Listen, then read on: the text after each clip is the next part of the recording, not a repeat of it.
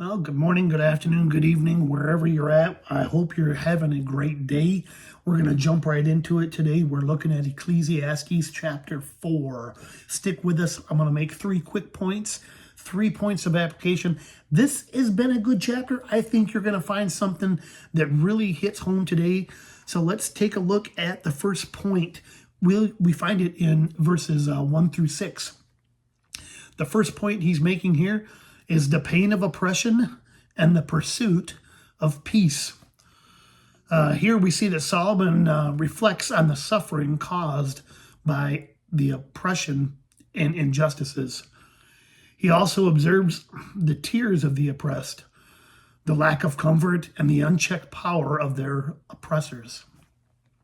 He also highlights the futility of endless toil and rivalry, yet he concluded that peace with one handful is much better than striving with 2 handfuls in vain. We live in a world where competition is at its highest level, and it's tempting to chase success at all costs. Believe me, I know this all too well. However, he noted that contentment is much more valuable than relentless striving. Ask yourself this: am I pursuing peace or just trying to keep up? Simplifying life may lead to more fulfillment than constant striving. This was one thing that I've really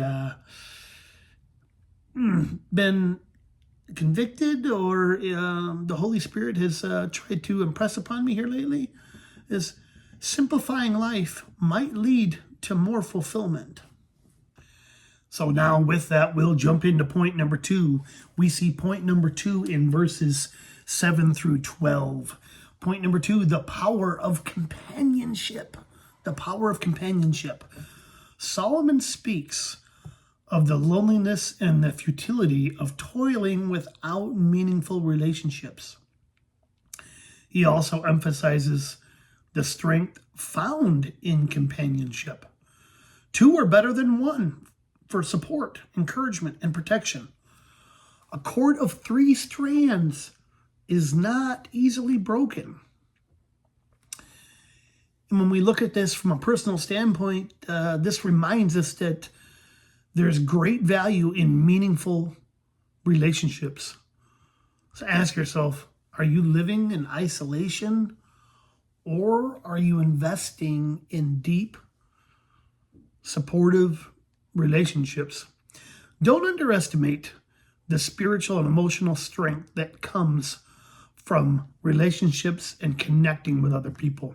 Reach out, open up, and walk through life with others. That's how God designed it to be. And the last point of chapter number 4 we find in verses 13 through 16. The last point talks about the vanity of popularity and the fickleness of the crowd. Here, Solomon, he contrasts the wise youth who rises to power with an old foolish king who no longer listens to advice. Yet even the youth's popularity disappears really quick. This highlights the temporary nature of human praise. So what does that look like in our life? It's easy to crave recognition or fame, but this passage warns us to not put worth in public approval. Instead, pure wisdom and humility are needed.